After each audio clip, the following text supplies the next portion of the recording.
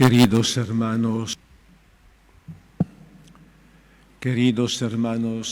y hermanas, el Evangelio de hoy nos presenta a unos peregrinos griegos paganos, simpatizantes de la religión hebrea, que fueron a Jerusalén en ocasión de la fiesta de la Pascua judía. Al escuchar hablar de Jesús, expresan su deseo de conocerlo personalmente. Por eso piden a Felipe, uno de los discípulos: queremos ver a Jesús. Felipe junto a Andrés transmiten el pedido a Jesús, pero él parece no prestarles atención y más bien inicia a hablar sobre el sentido de su muerte. Al llegado la hora en que el Hijo del Hombre va a ser glorificado. Podríamos pensar que Jesús se refiere al momento en que como Hijo de Dios va a gozar de reconocimiento de los hombres, pero los pensamientos de Dios son muy distintos de nuestros pensamientos. La hora de la gloria que Dios ha preparado para su Hijo es la hora de la pasión en el amor y de la derrota humana en la cruz, la hora clave de la historia en la que, gracias a la resurrección, la muerte se vuelve vida para todos. Es lo que afirma la carta a los Hebreos que se ha leído hace un momento, que Jesús, gracias a sus sufrimientos y oraciones, aprendió a cumplir la misión que el Padre le confió y ser causa de salvación de todos los que creen en Él y lo siguen.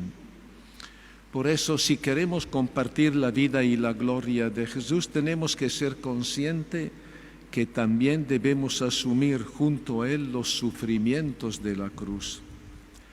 Les aseguro que si el grano de trigo que cae en la tierra no muere, queda solo, pero si muere, da mucho fruto.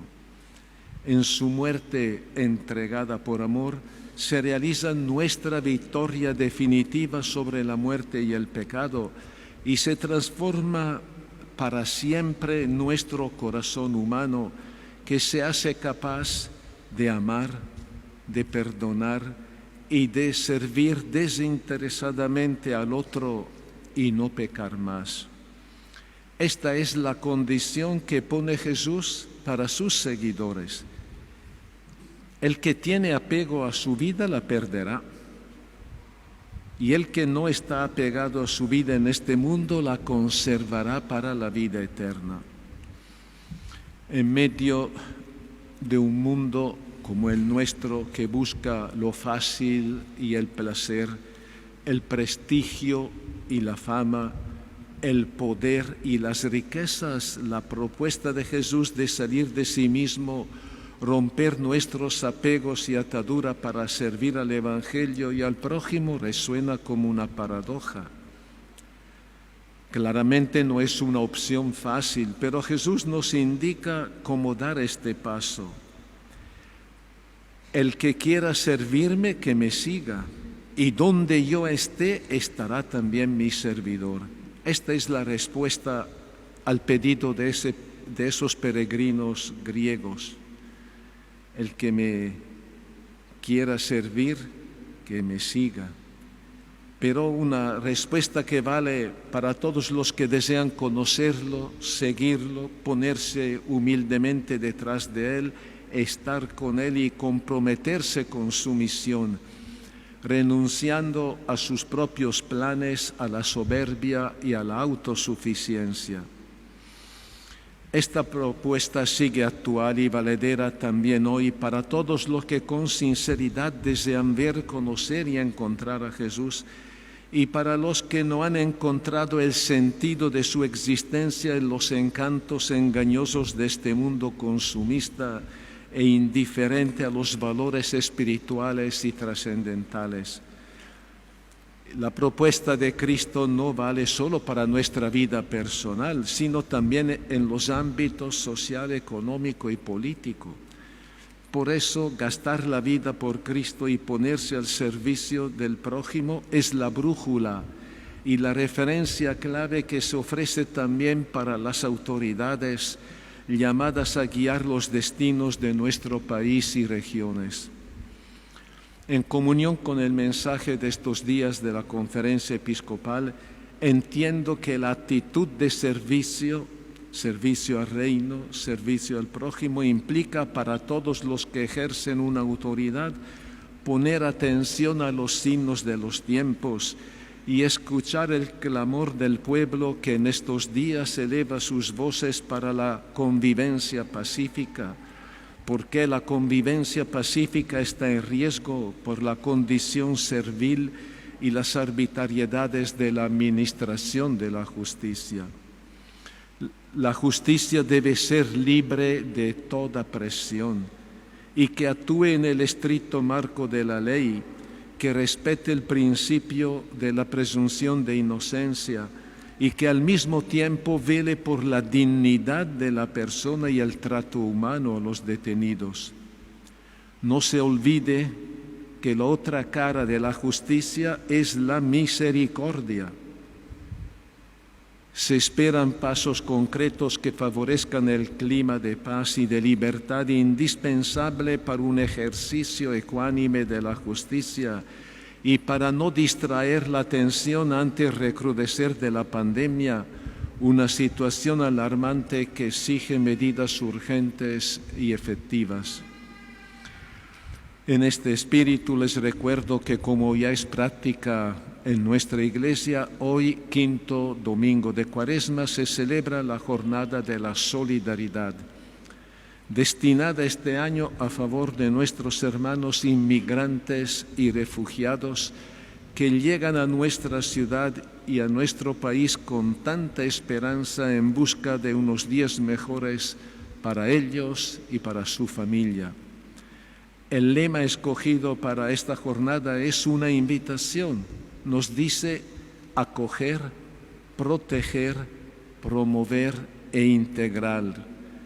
Promover e integrar a esos hermanos y hermanas que inician una nueva vida en nuestra tierra. Los problemas y sufrimientos que ellos tienen que enfrentar son varios y complejos.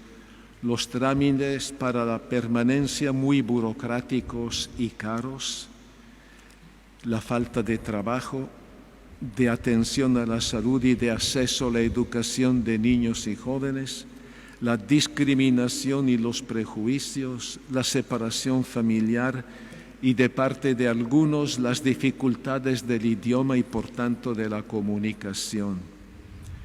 Los cristianos no debemos olvidar que la historia del pueblo de Dios, la historia nuestra, por tanto, inició con un emigrante, el patriarca Abraham, que deja su tierra y sus bienes para cumplir el mandato de Dios, y que también sus descendientes a lo largo de la historia tuvieron que emigrar a Egipto y también sufrir el exilio de 50 años en Babilonia. Jesús mismo, todavía niño, fue emigrante cuando sus padres lo llevaron a Egipto huyendo del rey Herodes que buscaba su muerte. Durante su vida pública, él tuvo un trato preferente con los extranjeros, como los casos del centurión romano, de la mujer sirofenicia y de la samaritana. Es más, Jesús se reconoció migrante, fui forastero y me acogiste. Todo lo que hicieron con estos pequeños, lo hicieron conmigo. Y la Iglesia a lo largo de toda su historia ha seguido los pasos de Jesús, implementando la pastoral de los migrantes y también a través del tesón de tantos institutos religiosos al servicio de ellos. El Papa Francisco al respecto nos dice que el Señor, a través de los migrantes, nos llama a una conversión, a liberarnos de los exclusivismos, de la indiferencia y de la cultura del descarte. Indiferencia y descarte es la tentación de hacerse de la vista gorda ante tantos hermanos que están entre nosotros y que nos piden una mirada amiga, una palabra de aliento y una mano solidaria.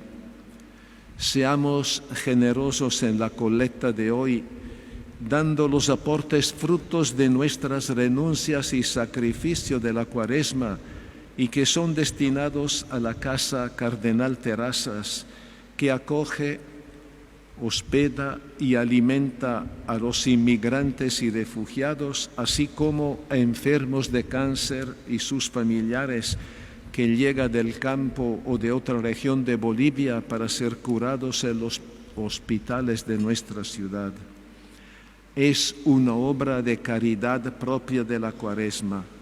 Pidamos a Dios, con las palabras del Salmo, que nos ayude a seguir los pasos de su Hijo, a salir de nosotros mismos y a cambiar nuestra vida para que la gastemos con generosidad por Él, por el Evangelio y por nuestro prójimo más necesitado y abandonado.